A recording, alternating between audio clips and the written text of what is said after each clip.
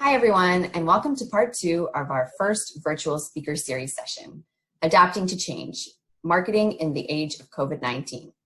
My name is Amelia D'Souza, and I am the Marketing and Communications Manager at the Ontario Produce Marketing Association. In part 1, we were joined by Lisa Covens from Leger.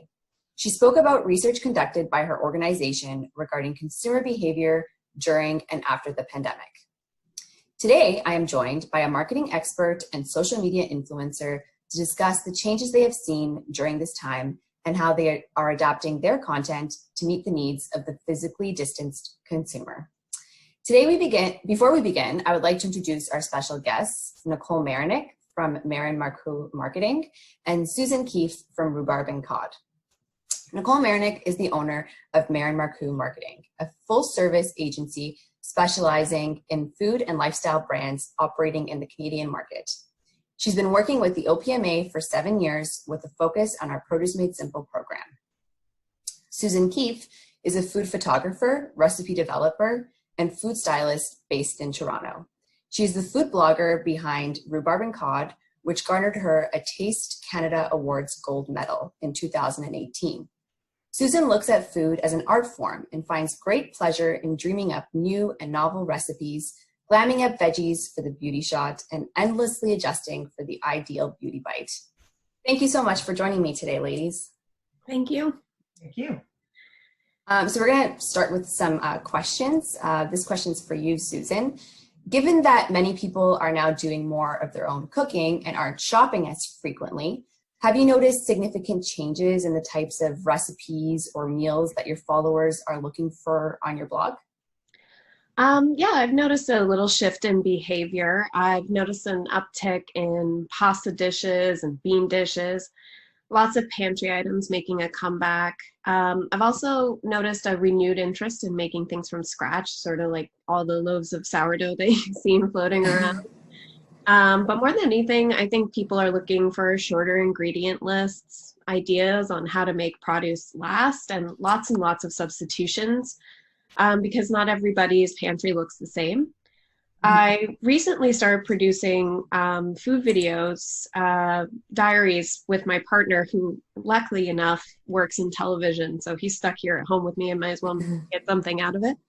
And this whole thing started because I remember going to the grocery store when the panic had just kind of set in. There was like nothing left, definitely not toilet paper. And I thought, gosh, I'm so glad I'm me, because I know what to do with a pound of mussels, or I know that a shallot will work in the place of a regular cooking onion. And if I really need a chicken breast, I can take apart a whole chicken. But there are a lot of people cooking right now that don't normally cook. So I thought the best way to help, other than staying at home, was to get in front of the camera and walk people through simple recipes with tons of possible substitutions and over explanations. And maybe give them a few kitchen projects along the way as well. And I found it to be, the response has been really great, and it's been a very rewarding piece of content. Yeah, I've seen some of those videos. They're really great. It's really great to see, just to, like you said, like a lot of people, they buy things in bulk now just because they're kind of panicked. Yeah. But then they have all this stuff at home. They're like, okay, what am I going to do with it all? Like, am I going to eat pasta like 5 days in a row? Like, how can I kind of, do something different with those ingredients to kind of bring them to life and have it different. Absolutely. And I think that's also the great thing about pasta dishes being so popular, or like bean dishes, because they are these blank canvases.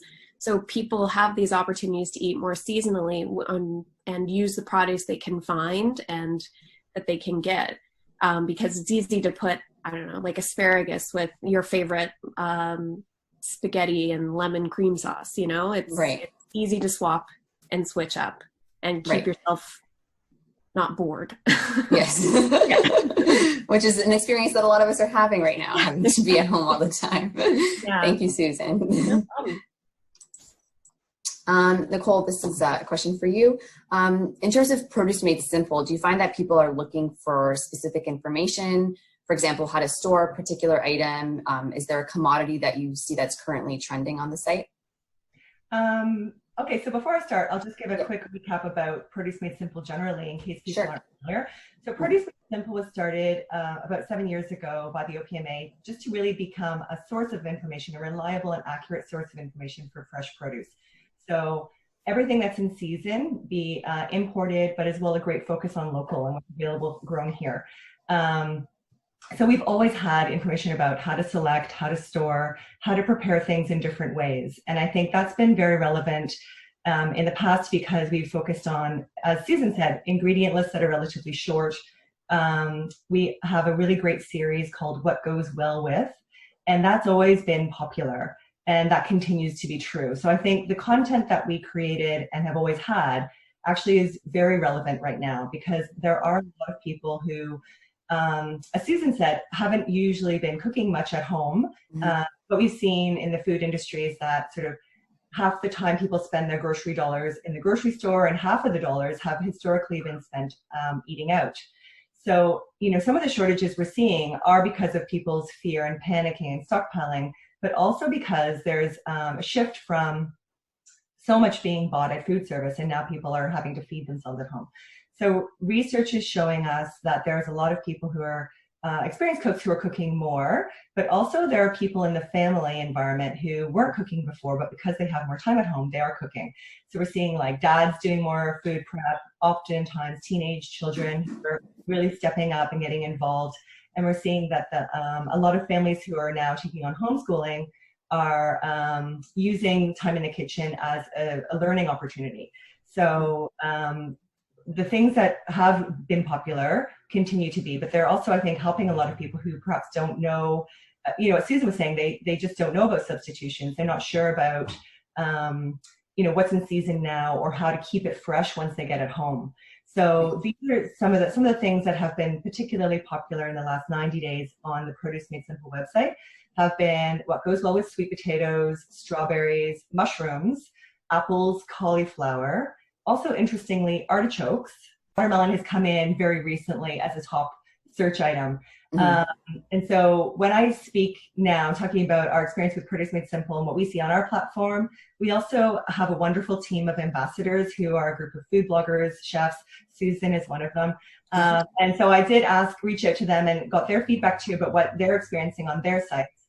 Some of the things that we are seeing and they also sort of confirm or that people are looking for: how to cook certain types of fruits and vegetables. I think getting family and kids involved in the kitchen, how to store things to extend life with fresh produce, how to save money on groceries, but also looking for some variety and a little bit of fun. It's interesting that they're turning to things like artichokes. Like that's not something that people traditionally buy, right? Like the rest of those ingredients I can see being a common thing, like mushrooms and peppers, that sort of thing. For sure. But, seasonal and what's available. Right. I think those outliers perhaps are things because they're like, you know, I've never cooked with that before. Yeah. And I have time now to experiment. So what can I do with that? I think what's also important to remember is that a lot of people are living, you know, we have smaller households than we did in the past. There are a lot of people who live alone or there's one or two people in the house. So if you're buying a whole cauliflower, it's, you know, how can you use that whole cauliflower and not be bored to death of it by the time you're done with it, right? I have a large family at home, so we can eat a whole cauliflower when sitting easily, but that's not true for other families or people who have smaller households. So I think Produce Made Simple, by having that what goes well with, it can give you different food pairings and different ways to prepare things that maybe you hadn't considered before. This question is also for Nicole. So you spoke a little bit about this in the last question, but in terms of adapting the content on Produce Made Simple to meet those new consumer needs, like how are you adapting the content, and are you seeing this trend across the industry in terms of organizations changing their messaging to fit with the consumer's new version of normal? We haven't actually adapted our content much, and I think that's because what our core values are still relevant and helpful now. To be able to provide people with credible, detailed information that sort of provides guidance and reassurance. One thing I noticed the OPMA was quick to sort of encourage and allow us to do on Produce Made Simple was to provide very quickly. We were one of the first to go out with reassurance that fresh produce is safe to eat. In the early days of this, people were a little bit worried about, is fresh food safe still, and how to wash food. There are very clear government guidelines from Canada and other government sources around the world. They're very consistent about how to wash food, and that fresh food is safe to eat. So we definitely went out sort of quickly with that type of messaging to reassure the public that they don't have to be fearful of eating fresh produce, and just ways to sort of make sure that they feel confident to eat it at home. Right? So definitely there was some fear mongering going through about different ways to clean produce, which actually could be more detrimental than helpful, to be perfectly honest. And that's really that's one of the reasons Produce Made Simple was started, because there is a lot of content on the internet that is not true. And working with industry members, we're able to provide content that is accurate, and it's not just like their own personal point of view. It's actually based on something truthful, right? So we've been really consistent with sort of what our brand stands for. And when you look at Google searches and what's been popular since this kind of started the last few months, what we're seeing in Canada is that people have been searching for emergency food, where to buy food near me, survival food, and also immunity boosting food. And so fresh produce really fits well into that. If you eat well, then we've always known this, right? If you eat well, you tend to be healthier. So so eating fresh fruits and vegetables is a really great way to sort of just maintain. Certainly you're not going to be immune from COVID by eating fresh fruits and vegetables. We've never said that. But eating well helps you to stay well. I think too, we've seen, so the sort of thing about food safety, just to touch on that again, from what we've seen from our ambassadors and us, is that there was some concern initially, but it hasn't been overwhelming. That said, I know from working in the industry, there are definitely, plastic was a sort of 4-letter word in the grocery store, even as early as January, February. And now we're seeing that there are definitely consumer shifts towards people who prefer product bought in plastic or in packaging. So juice apples used to be far more popular than the bagged apples, and now a lot of people are looking for apples that are packaged already. I think we have to reassure people that it is safe to still eat produce that isn't in plastic. As long as you're washing your hands when you get home and you wash the fruits and vegetables like you usually would and should, it will be fine. Actually, one part of the question, you were saying, what have other organizations done? I think a lot of people have done a really great job with providing reassurance and information, transparent information about what they're doing in their organization to provide safety to their staff as well as their consumers. Unfortunately, there have been some people too I've seen who have almost stopped doing almost anything for fear of doing the wrong thing. Personally, I think that's a missed opportunity. I think that in the industry, there's a really great opportunity to use our experience and expertise to share and reassure people about what they're doing in their organization to provide safe food and maintain the food supply chain. So that's definitely a good message for people that are doing consumer marketing, right? You don't have to stop doing it, right? It's just a matter of shifting your message a little bit to fit in with the current climate that we're in, right? Whether that be turning your messaging towards, that whole wellness piece, like eat, more fruits and vegetables to keep your immunity level up and to be healthy. So yeah, I think those are some good messages for people to keep in mind going forward. So next question is for the two of you. So what one tip would you give to growers or companies to effectively engage with consumers at this time and as Ontario opens up again? I don't know who wants to go first. I guess I'll go. I think particularly with local growers, I think emphasizing your place in the local economy is a really great idea. I know we get a Evergreen Brickworks produce box once a week. We go down and pick it up. And I feel a lot better knowing that like my money more directly is going towards like smaller independent growers. And even like larger companies, I think people want to support homegrown right now. And it's sort of this lovely feeling of like feeding people who feed you, that sort of emphasis on the local economy a little bit more. And I think right now, a lot of us feel pretty helpless. So communicating clear ways in which we can support local and help everybody through this, I think will go a long way. So yeah, giving us something to do, somewhere to direct our attention and our money, basically, towards something positive, I think. Right. Yeah. Great. I think I agree with Susan. And I'm pretty sure that your earlier speaker probably talked about the trend for the increased interest in local. Yes. That probably was part of it, right? Because it's definitely coming up. And I think so that's a good one for local growers specifically, to sort of emphasize what they're doing to provide good, consistent supply of fresh local food. I think just the sort of, I think you should always be true to your core values of what your brand is and what you represent, but you can pivot in terms of like how you can be helpful and be empathetic to people's situations.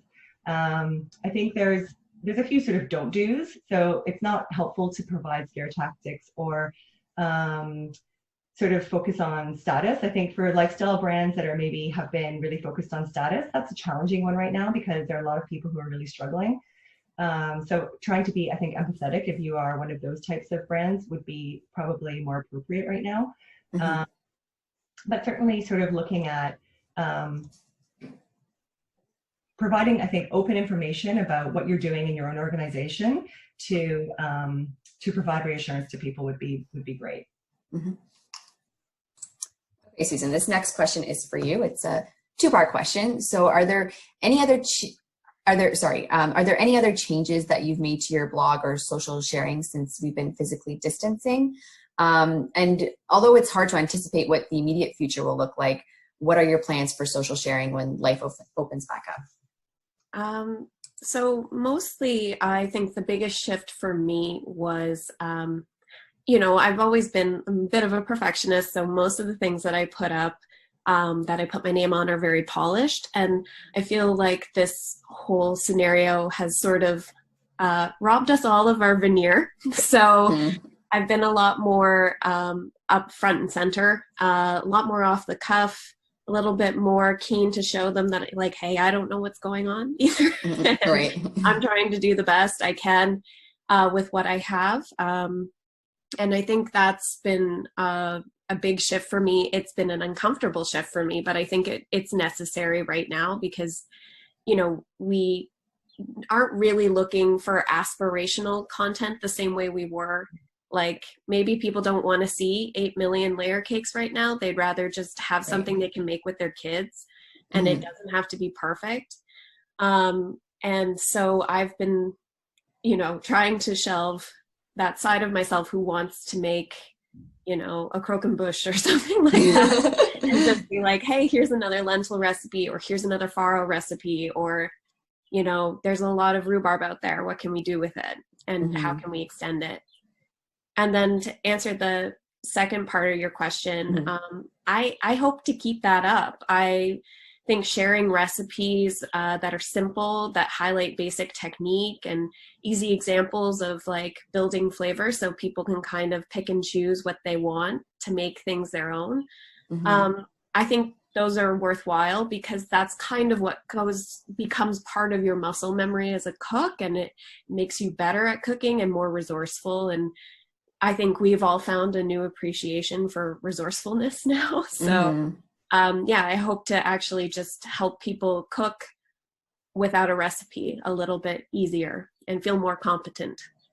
Yeah. Basics too really will continue to be relevant moving forward, even after lockdown, because unfortunately a lot of people's financial situation is definitely going to be impacted by this long term. And I think, having a back to basics approach where it's kind of cool to be frugal. Saw that in 2009 after sort of the things changed in 2008 financially, and I think that trend will continue for some time after we're allowed to go back to work or things open up a bit more. I think people will be more thoughtful about how they spend their grocery dollars and where their money is going. So yeah, using beans and things in many different ways to extend the life of it, I think is probably something that's not going to go away anytime soon. Definitely. And we did hear that actually in part one where Lisa spoke about that. And that is something that they are seeing frugal is cool again, right? Especially amongst young women, it seems, from the 25 to kind of 34 age, they're just kind of tapering back on their expenses. So yeah, it's definitely something that I think will become ingrained in the way we live moving forward. Yeah, certainly. Yeah. So my last question for you guys is, so how has the current situation changed the way you personally shop for food and how you cook? Again, you kind of touched a little bit on this already. And have you found yourself gravitating towards a new favorite recipe? Do you want me to start? Go ahead, Susan. So beans and lentils, again, they've ruled my quarantine. I'm actually posting a 3-bean chili, a lentil chili. So I've got both of them in there later on this week. Into the next week. I've also been buying a lot more cabbage, rapini, collard greens, like things that are really resilient. And if they get lost in an overstuffed fridge, like I can find them again and they're still okay. I'm okay. I buy in bulk now, which is a new thing because we are a 2-person household and we live very close to the Danforth. So I used to have this very Parisian existence where I would go shopping every day and like eat it as I got it. And so I felt like I had a little bit more creative freedom that way for sure. But at the same time, I feel like the limitations placed also make you very creative. And I've found myself making a good use of my freezer. So, you know, buying in bulk for 2 people requires you to find ways to like convert your produce into something that can go in the freezer, like making pestos and compotes, or, you know, preserving it a little farther by pickling or making confits. And I always kind of feel like my grandmother when I'm doing. Like here, Susan did a really great series with cabbage last year for Pretty Sweet Simple. So if you want some cabbage recipes, go check them out.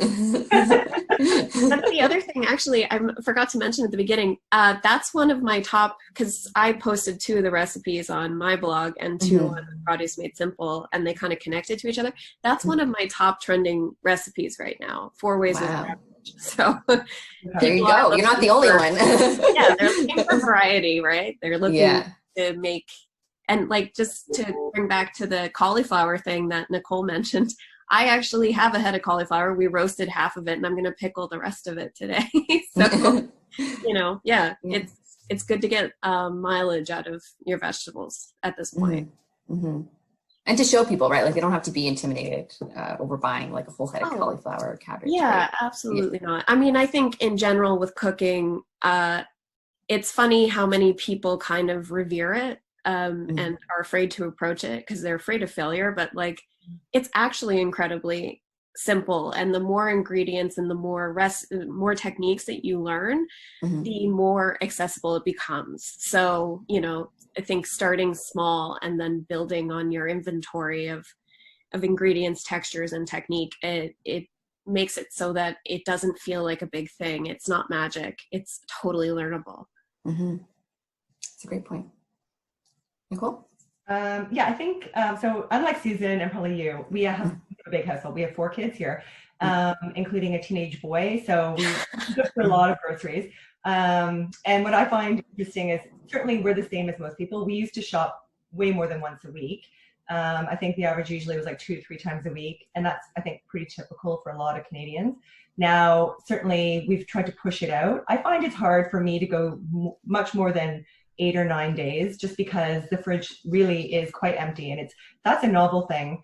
We're shopping, we go to shop and I open the fridge, I can see all the light coming through all of the levels. Whereas before you go shopping, and it was still kind of full, to be honest. Now we're making sure like there's hardly anything left by the time we shop. And so definitely we need to. So that's kind of nice. Actually, it's a nice feeling to know that you're not wasting that food. And I think, again, that's a big thing that's trending, probably won't go away, is like people have been more and more concerned with food waste. And now we're wasting very little food. And part of that is the time. We have the time to look and see what do we have. There's also way more room in the fridge so we can see what we have. But we're using everything. So if you have like little bits and bobs, before, you know, it would sit in the fridge maybe and then just get thrown away after 3 or 4 days because it just didn't get used. And now I'm like, oh, I'll throw all that into a soup and we'll just blend it in. And sometimes the meals, some days are a little bit mishmash because nothing really goes together, but it doesn't matter. We just make it work. So that's, I think, a key thing. We're using everything and finding ways to use the leftovers really entirely. So very little is garbage or wasted these days. Very little is going into the composter. That's a nice feeling. One thing in terms of like what we're buying more of that we kind of hadn't before, we've always eaten potatoes, but I think we were kind of equal with potatoes, rice, pasta, bread. And now we are going back to buying big bags of potatoes again. And again, even we're not unusual in this one. If you look at sort of other grocery sales, potatoes have definitely increased. And I think it's because it is such a staple and it's an easy thing, very versatile. And so we can cook up a big batch of it and use it in so many different ways. That's been something we've kind of gone back to again. But when I shop, I find we're probably similar to a lot of people. I can see the things I want are often the things where there's less on the shelf, or Susan had said onions. That was, for a while, that was a really hard one to find. Yeah. And it's good you can use shallots in place of, or there's different things you can use. There were weeks where we had to use dried onion because there just wasn't, there weren't any, right? Yeah. Yeah, certainly I think using everything up has been a nice one, and using all the leftovers. So the message really that I'm hearing, like the main shift, is this kind of return almost to like this old school cooking, right? Using what you have, using those really like kind of hearty vegetables, a lot of stews, a lot of soups, a lot of casseroles. Like it's kind of a return to that sort of cooking, which is great, right? For people to know how to kind of shift their messaging and their recipes to kind of suit that message for consumers. So thank you very much, ladies, for your time. That was really great. And I'm sure our members will get a lot out of that, a lot of great messaging and information.